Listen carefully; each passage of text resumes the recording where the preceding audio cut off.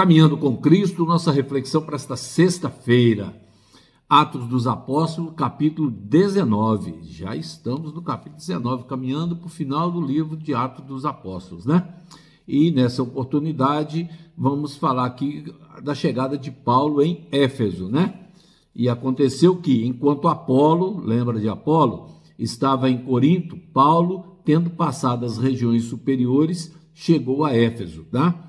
Éfeso, no tempo dos apóstolos, né, a parte oeste da Ásia Menor, era conhecida como a província romana da Ásia. Éfeso, a capital, era um grande centro comercial. É o contexto, né? Tá? Seu ponto estava coalhado de embarcações e suas ruas apinhadas de pessoas de todos os países.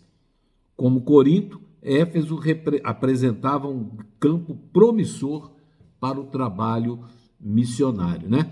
E foi isso que Paulo fez, né? Ele começou a batizar, né? E aí perguntaram a ele: em que sois batizados então? E eles disseram: no batismo de João, que era o batismo da água. Então Paulo disse: certamente João batizou com o batismo do arrependimento, dizendo ao povo que eles crescem naquele que viria depois dele, isto é, em Cristo Jesus. E eles, ouvindo isto, foram batizados no nome do Senhor Jesus, glória a Deus. E tendo Paulo imposto-lhes as suas mãos, o Espírito Santo veio sobre eles, e eles falavam em línguas e profetizavam. E eram ao todo em torno de 12 homens, né? E pronto, aí ele foi para a sinagoga, tá? E depois Paulo atuou por 3 anos em Éfeso, tá? Por mais de 3 anos, tá? Em torno de 3 anos, Éfeso foi o centro do trabalho de Paulo. Uma florescente igreja foi estabelecida ali. Desta cidade, o evangelho se espalhou através da província da Ásia, tanto entre judeus como entre gentios, né? O verso 11... e Deus fazia milagres especiais pelas mãos de Paulo, de modo que até os seus lenços e aventais se levantavam os enfermos, e as enfermidades se retiravam deles, e os espíritos malignos saíam deles. Então veja bem, até o lenço, né? E aí você vê gente vendendo lencinho abençoado, essas coisas, isso não tem nada a ver com esse contexto aqui, tá? Ah, não, porque Paulo curou pessoas através de lenço, de avental, de um pedacinho de pano. Sim, está na Bíblia. Não tem nada a ver com isso aqui. Tem um contexto completamente diferente, tá? Milagres não incentivam a superstição cega, tá? Uma coisa é milagre, outra coisa é superstição cega.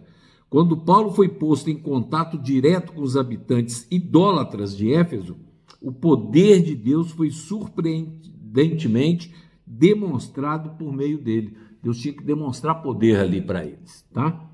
Os apóstolos nem sempre foram capazes de fazer milagres segundo a sua vontade. O Senhor concedeu a seus servos esse poder especial, pois o progresso de sua causa e honra de seu nome o exigiam. Como Moisés e Arão na corte de Faraó, o apóstolo agora tinha que manter a verdade em oposição às maravilhas mentirosas do maligno. Ele tinha que superar isso, né? Tá certo? Assim, os milagres que ele realizou eram de caráter diferente daqueles que ele havia realizado até então. Do mesmo modo que a bainha das vestes de Cristo havia comunicado o poder de cura àquela que buscava alívio pelo toque da fé, lembra? A mulher do fluxo de sangue tocou nas vestes e foi curada, né? Também nessa ocasião, as vestes foram transformadas em meios de cura para todos os que criam, e as enfermidades se retiravam deles, e os espíritos malignos saíam também deles.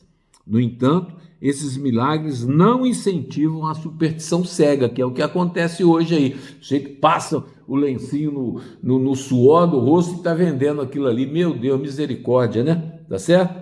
Tá? Então nós devemos tomar muito cuidado com isso, né? Superstição e milagre, tá? Nessa ocasião foi milagre. Deus impôs, falou: vou mostrar quem eu sou, né? Para suplantar as maravilhas do maligno. O maligno fazia obras fantásticas. Deus suplantou aquilo ali, tá certo? Então é importante a gente ver isso. O verso 19 também é um verso interessante, né? Também muitos dos que usavam artes curiosas juntaram os seus livros e os trouxeram, e os queimaram diante de todos os homens, e, feita a conta do seu preço, chegaram a 50.000 peças de prata.